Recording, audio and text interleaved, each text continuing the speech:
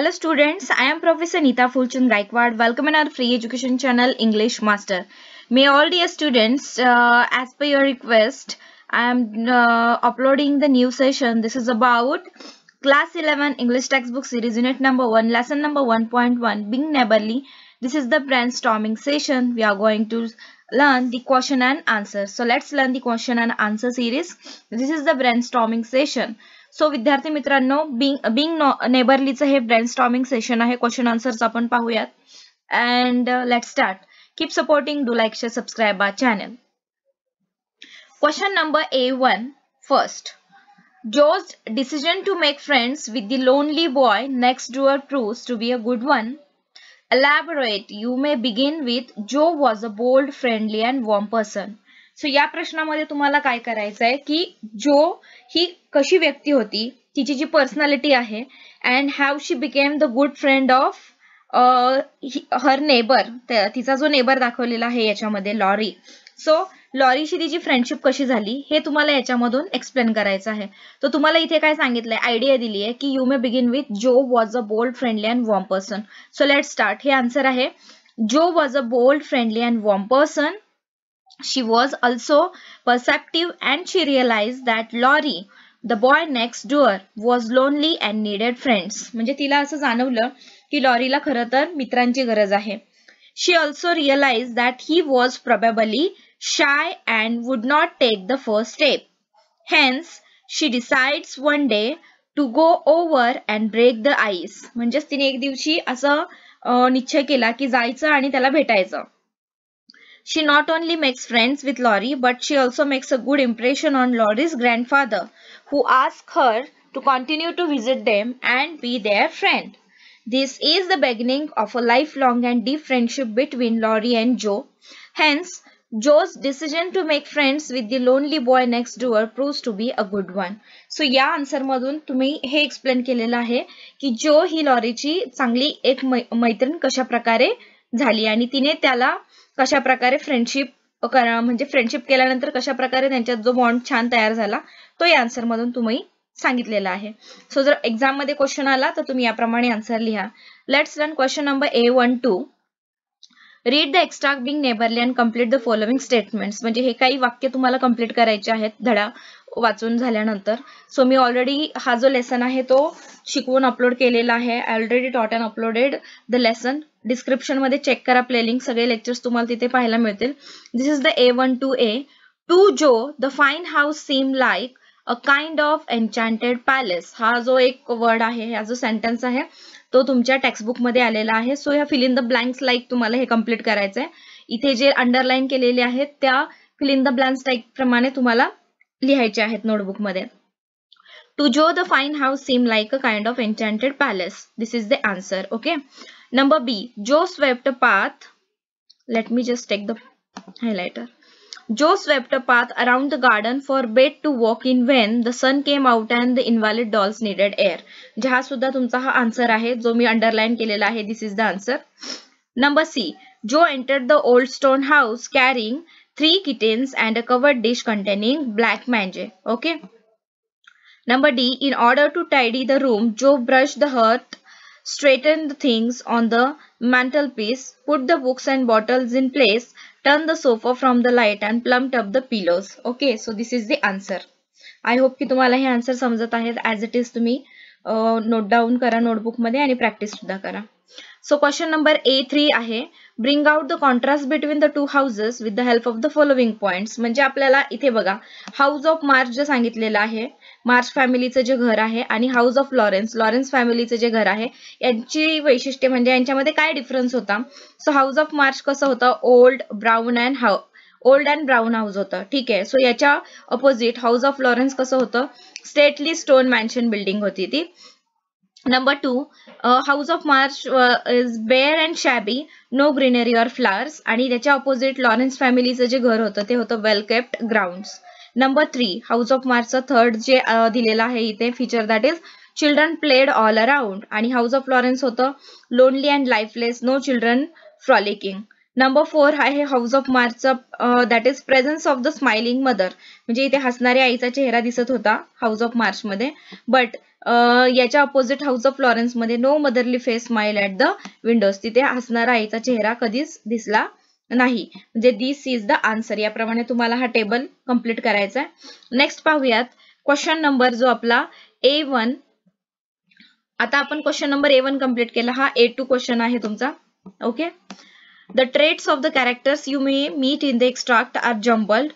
Sort them out and write them in the appropriate columns. म्हणजे इथे काही स्वभावाची माणसाचा स्वभाव कसा असतो. शाय म्हणजे लाजाळू, बोल्ड म्हणजे एकदमच dashing, gruff friendly, withdrawn, perceptive, empathic, lonely, happy, gentlemanly, frank, mature, dull, sharp आणि ॲडव्हेंचरस. म्हणजे तुम्हाला इथे 3 कॅरेक्टर दिलेत. फर्स्ट आहे जो, दुसरा आहे लॉरी आणि तिसरा आहे ग्रँडपा. या तिघांचं जे कॅरेक्टर स्केच तुम्हाला या लेसन मधून समजलेलं आहे. सो जो साठी कोणकोणते वर्ड्स इथे येतात. That Jo is bold, friendly, perceptive, empathic, happy, frank, adventurous. Okay. So हा झाला जो साठीचे हे सगळे तिचे स्वभाव वैशिष्ट्य. लॉरीचा आहे shy, playful, lonely, gentlemanly, mature, dull आणि ग्रँडपा इज ग्रफ, विथड्रॉन आणि sharp. So this is your answer. याप्रमाणे तुम्हाला टेबल कंप्लीट करायचा आहे. Let check answer. Question number A3 मधला फर्स्ट आपण पाहूयात. Write down in your own words the way Laurie confirm the names of the March sisters. म्हणजे lesson धडा शिकवताना मी तुम्हाला सांगितलं की कशा प्रकारे लॉरीने ओळखलं होतं, त्या तीनही बहिणींची नावं त्याने कशा प्रकारे लक्षात ठेवली होती. Okay. So answer is Laurie had often heard the March sisters the calling to one another.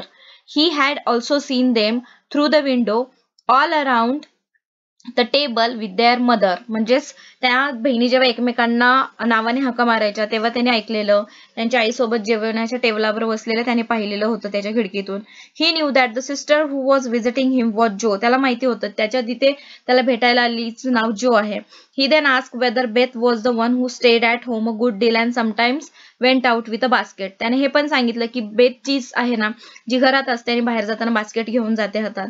After confirming that he was right, he asked if the sister who was pretty was Meg and the one with the curly hair was Amy. म्हणजे त्याने हे पण सांगितलं जी एक सुंदर दिसायला आहे ती मेग आहे आणि जिचे कर्ली हेअर आहेत ती ॲमी आहे.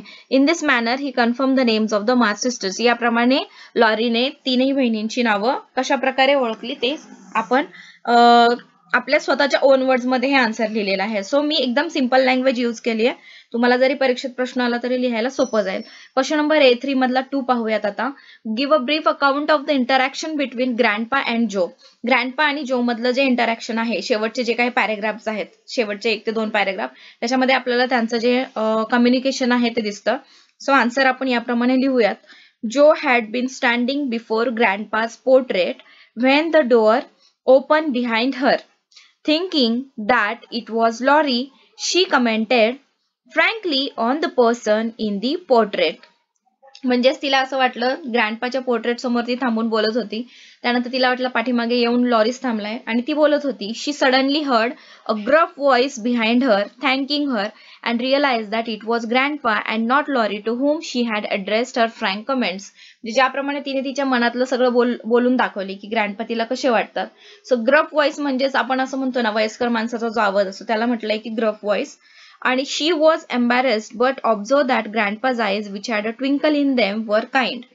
The two then began to discuss Joe's comments. Joe's frank and honest answers pleased Grandpa, who liked her spirit. He said so bluntly and praised her grandfather, after which they were quite comfortable with each other. ज्याप्रमाणे जो आणि ग्रँडपाचं आपण जे interaction आहे ते लिहिलेलं आहे. Next पाहूयात क्वेश्चन नंबर A4 मधला first. Find proverbs, maxims and idioms related to friendship. म्हणजेच फ्रेंडशिप रिलेटेड जे काही आपण मराठी म्हणतो ना वाक्प्रचार किंवा म्हणी, तर त्या मी इथे दिलेल्या आहेत. फॉर एक्झाम्पल त्यांनी तुम्हाला देतानाच दिले. For example first, birds of a feather flock together. म्हणजे जे पक्ष्यांची पंख जशी एकत्र असतात, ठीक आहे, सगळे पक्षी जेव्हा एकत्र उडतात म्हणजे ते फ्रेंडशिप दाखवतात. सो असा याचा अर्थ होतो. सेकंड आहे, friend in need is a friend in dead. म्हणजे जो आपल्या कठीण समयीला आपल्याला कामाला येतो तोच आपला खरा मित्र. याप्रमाणे स्टुडंट्स, मी प्रोवर्ब्स रिलेटेड एक वेगळं लेक्चर अपलोड केलेलं आहे, त्याची लिंक सुद्धा मी याच्या खाली देते डिस्क्रिप्शन मध्ये, ते सुद्धा तुम्ही चेक करा म्हणजे तुम्हाला अजून आयडिया येईल. Number 3, a man is known by the company he keeps. म्हणजे कोणताही माणूस त्याच्या फ्रेंडची जी म्हणजे त्याचे फ्रेंड्स कसे आहेत त्याच्यावरून ओळखला जातो. Number D, as thick as thieves. Number E, to get on like a house on fire. Number F, to hit it off. And number G, a shoulder to lean on. म्हणजे याप्रमाणे हे फ्रेंडशिपच्या related काही proverbs, मॅक्झिम्स आणि आयडम्स आहेत. Question number A42 पाहूयात. The extract deals with the atmosphere of two homes. Collect the words associated with. म्हणजे दोन घरे याच्यामध्ये दाखवली आहेत. होम, नंबर ए होम म्हणजे हाऊस ऑफ मार्च आहे आणि house of Laurence. House of March च्या संबंधित कोणकोणते शब्द आलेत? That is old, brown house, bare and shabby, robbed of vines and flowers. आणि हाऊस ऑफ लॉरेन्सशी रिलेटेड कोणते आलेत? That is stately stone mansion, comfort and luxury, big coach house, well capped grounds, conservatory, lovely things, rich curtains, lonely and lifeless, no motherly face ever smiled. So this is the answer about the home. Next दिलेला आहे library related तुम्हाला कोणते words आलेले आहेत? Atmosphere म्हणजे आपण असं म्हणूया की जे वातावरण, लायब्ररी मधलं वातावरण कसं तुमच्या टेक्स्टबुक मध्ये वर्णन करण्यात आलेलं आहे. That is line with books, pictures and statues, cabinet filled with coins and curiosities, large arm chairs, square tables and bronzes, a great open fireplace with quaint tiles around it.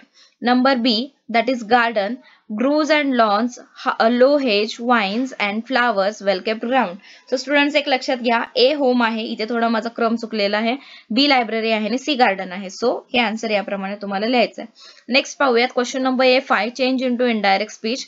हा आहे grammar related part. So number A, do you like your school? Ask the boy.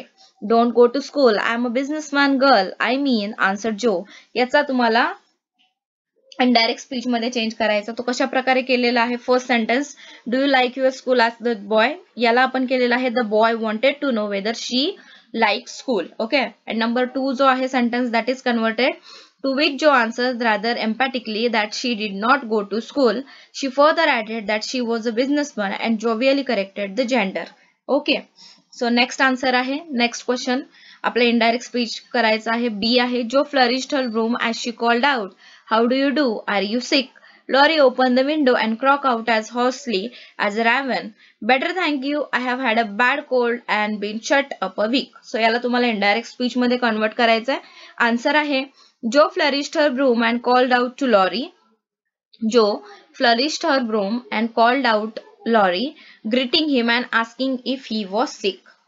Laurie opened the window and croaked out as hoarsely as a raven that he was better. He politely thanked Joe and added that he would had a bad cold and been shut up for a week. Students, मी आता थोड्या दिवसांमध्येच तुम्हाला ग्रामरचे session start करणार आहे. त्याच्यामध्ये आपण change the voice, direct indirect speech, हे सगळं ग्रामरचा पार्ट जो आहे टेन्सेस हा कव्हर करणार आहोत. सो इथे पहा, नेक्स्ट दिलेला आहे, the pretty one is Meg and the curly head is Amy, I believe Laurie, how did you find that out? जो म्हणजे पहिला सेंटेन्स लॉरीने बोललेला आहे, सेकंड जोने.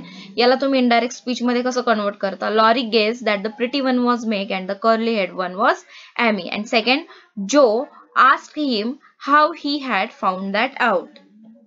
Next आहे, I'm not afraid of anything, returned Joe with a toss of the head. I don't believe you are, exclaimed the boy. Answer, confidently tossing her head, Joe replied that she was not afraid of anything. The boy admiringly responded that he did not believe she was.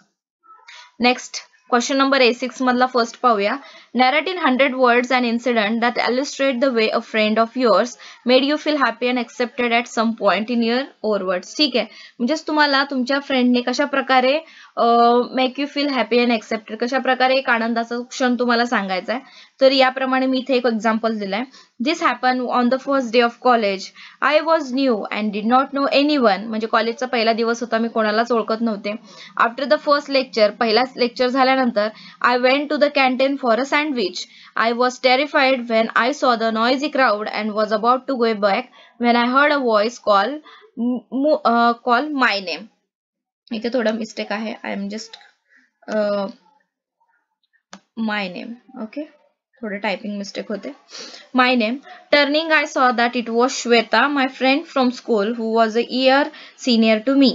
She was sitting with a group of girls. She made place for me on the bench, introduced me to her friends, and made me feel really happy and accepted. I shall always remain grateful to her for this generous action. जे याप्रमाणे हा एक incident तुम्ही तुमच्या life मधला incident याप्रमाणे सांगू शकता. Number 2 आहे, give reasons for us being reluctant to make friends with some strangers but being comfortable with some even after meeting them for the first time. आता याचा आन्सर दिलेला आहे मी इथे. If we do not get the correct vibes we do not make friends. म्हणजे आपल्याला जर असं फिलिंग येत नसेल तर आपण फ्रेंड्स बनवू शकत नाही. So when we meet someone new if that person has similar ideas outlook or taste then we become friends. तुमच्याशी मिळतं जुळतं ज्याच्यामध्ये गोष्टी तुम्हाला दिसतात तुम्ही त्याच्याशी सहज फ्रेंडशिप करता. If that person is pleasant and the body language is positive we like that person. However, if that is not the case and we do not like them for some reason or our ideas do not match, we are reluctant to make friends. म्हणजे आपण मैत्री करताना ते आपण म्हणतो ना हिचकिच का करतो की ह्या गोष्टी आहेत ज्याच्याकडे म्हणजे जे तुमचे फ्रेंड्स बनलेले असतात तुमच्यात आणि त्यांच्यात काही गोष्टी साम्य असतात. म्हणजे बोलका स्वभाव असणं किंवा लगेच मिळून मिसळून वागणं म्हणजे या गोष्टी या आन्सर मधून कव्हर करण्यात आलेल्या आहेत. नेक्स्ट आपण पाहूया 3. Are friends different from neighbors? Are you friends with your neighbors? Give example and write. म्हणजे इथे फ्रेंड्स आणि नेबर्स यांच्यामधला डिफरन्स तुम्हाला काय जाणवतो तो आपल्याला लिहायचा आहे. आपण इथे आन्सर घेतलेला आहे येस. आपण काय म्हटलंय yes. Friends are different from neighbours म्हणजे मित्र हे शेजाऱ्यांपेक्षा वेगळे असतात. You can choose your friends but you cannot choose your neighbours. मित्र निवडण्याचा तुम्हाला चॉईस असतो पण नेबर्सचा चॉईस असतो का नाही. I am friendly with my neighbours and I talk politely to them when I meet them but I do not spend much time with them. म्हणजेच माझ्याकडे जे शेजारी आहेत मी त्यांच्याशी फ्रेंडलीपणाने वागतो बट मला तेवढा वेळ मिळत नाही त्यांच्याशी बोलण्यासाठी. They are much older than I am and we have nothing in common. My real friends are my classmates from school. म्हणजे शेजारी एजने जास्त असल्यामुळे त्यांच्याशी तेवढं आमचं कम्युनिकेशन होत नाही कनेक्ट होता येत नाही बट माझे जे खरे मित्र आहेत ते माझे क्लासमेट्स आहेत स्कूलमधले. वी प्ले गेम्स स्टडी और go shopping together. We like to spend time together. So this is your answer students. Let's check 4. Make a note in your exercise book about how people amuse themselves in earlier times without TV, internet or social media for entertainment. ह्याचा answer दिलाय in earlier times म्हणजे अगोदरच्या काळामध्ये जेव्हा TV नव्हता internet नव्हतं social media नव्हतं Facebook WhatsApp या गोष्टी नव्हत्या तेव्हा लोक कशा प्रकारे एकमेकांचे एंटरटेनमेंट करायचे. That in earlier time people chatted with each other, visited each other's home, wrote letters, played games and read books for entertainment. म्हणजे एंटरटेनमेंट साठी पुस्तकं वाचायचे गेम्स खेळायचे एकमेकांना पत्र लिहायचे एकमेकांच्या घरी जायचे. पण आता कसं होतं फेसबुक व्हॉट्सअप सोशल मीडियामुळे आपल्याला म्हणजे फ्रेंडशिपची एक जी डेफिनेशन आहे तीच बदललेली आहे. तो जो आन्सर आहे तुम्ही ते एक्सप्लेन केलेला आहे. नेक्स्ट बघूया क्वेश्चन नंबर 7 A7. हा 2 प्रश्न राहिलेले आहेत. हा A7 जो आहे that is use your imagination and extend the story in about 100 to 150 words. जो डिस्क्राइब्स हर विजिट म्हणजे जोची जी विजिट होती लॉरीसच्या घरची सो ती तुम्हाला लिहायची आहे. सो आपण याप्रमाणे उत्तर लिहिलेलं आहे 100 to 150 वर्ड्स मध्ये. जो reach home after T excited and thrilled as she had expected her sisters were waiting for her curious and anxious. Second para घेतला आपण tell us everything they said holding her hand and drawing her to the sofa. What happened? How was he? We saw the grandfather come back. What did he say? ज्याप्रमाणे तिच्या बहिणी तिला उत्तर प्रश्न विचारत आहेत. Oh it was terrible said Joe. मग जो म्हणते की ते खूप भयानक होतं. Pretending to pull a long face he is a terrible boy and his grandfather threw me out. Meg and Amy gasped. What? How rude. When you were only trying to be kind. Beth smiled gently. Oh, come on. You know what Joe is joking. I can always tell. Her eyebrows twitch when she tells lies. म्हणजे जो तिला तिची जी बहीण आहे म्हणजेच कोण मेग आणि Amy ती खोटं सांगते की त्यांनी मला हकलून दिलं ते व्यवस्थित नाही खूप रूडली बोलले. पण त्याच्यावर बेथ तिचं खोटं बोलणं पकडते कारण ती म्हणते की जेव्हा ही भुवया उंचावते तेव्हा ही खोटं बोलते हे समजतं. जो laugh and pinch Beth's cheek gently. Yes, my observant sister, I was joking. It all went off very well. Not only with her, we can go there anytime we wish. You should see the library and the books. Yes, but how was he, Laurie? Asked Beth persistently. Joe put her feet up on the sofa. Come closer, I will tell you everything that happened minute by minute, she said, and there they are listening intently to Joe. So this is the answer. Students, हा आहे तुमचा project तुम्हाला सांगितलेला आहे की तुम्ही स्वतः करायचंय बट मी तुम्हाला एक हेल्प केलेली आहे. तुम्ही दुसरा एखादा जो प्रोफेशन आहे let's first check the question that if you are social, like to meet new people, can empathize and connect with people easily, make a list of careers available to you and write in brief about them. म्हणजे भविष्यामध्ये फ्युचरमध्ये तुम्हाला काय बनायचंय. For example इथे human resource डेव्हलपमेंटच्या संदर्भात HRD संदर्भात दिलाय. म्हणजेच रिक्रुटमेंट जी टीम असते प्रत्येक बिझनेस लाईन मध्ये की जे लोकांना इंटरव्ह्यू घेऊन कामावर ठेवतात, सो त्यांना म्हणतो आपण ह्युमन रिसोर्स डेव्हलपमेंट. सो याच्या संदर्भात मी इथे माहिती दिली आहे. जो तुम्ही वेगळं प्रोफेशन घेऊन त्याच्या संदर्भात लिहू शकता. As a human resource manager you are expected to deal with the company personal or people at large. Some of the aspects of this job are recruiting people from varied backgrounds, facilitating their training and development, and ensuring job satisfaction, as well as harmony for people as the employees of the organization. All these tasks become fairly simpler if one is a social and outgoing person. So हा तुमचा आहे A8 sub answer. So I hope की तुम्हाला सगळे from A1 to 8 सगळ्यांचेच answer मिळालेले आहेत. आणि इथून पुढे सुद्धा सगळ्या पोएम ज्या आहेत, त्यानंतर unit number 1, unit number 2, unit number 3 आपण रायटिंग स्किलचा एक्सपान्शन ऑफ आयडियाचे मी 2 लेक्चर्स अपलोड केलेले आहेत. एक म्हणजे एक्सप्लेनेशन एक्सपान्शन ऑफ आयडिया म्हणजे काय आणि दुसरा म्हणजे त्याचे एक्झाम्पल्स. सो मी सगळे तुम्हाला डिस्क्रिप्शन मध्ये लिंक्स देते, तुम्ही त्याच्या प्लेलिस्टवर क्लिक करा, तिथे तुम्हाला सगळे लेक्चर्स मिळतील आणि तुमची स्टडी तुम्ही कंटिन्यू चालू ठेवा. आणि तुमचा जो सपोर्ट मिळत आहे क्लास 11च्या students, I really appreciate your love and support. Thank you so much. Keep supporting, do like, share, subscribe our channel. Take care of your self, family, friends. लवकरच भेटूया नवीन लेक्चर मध्ये. तोपर्यंत टेक केअर अँड बाय.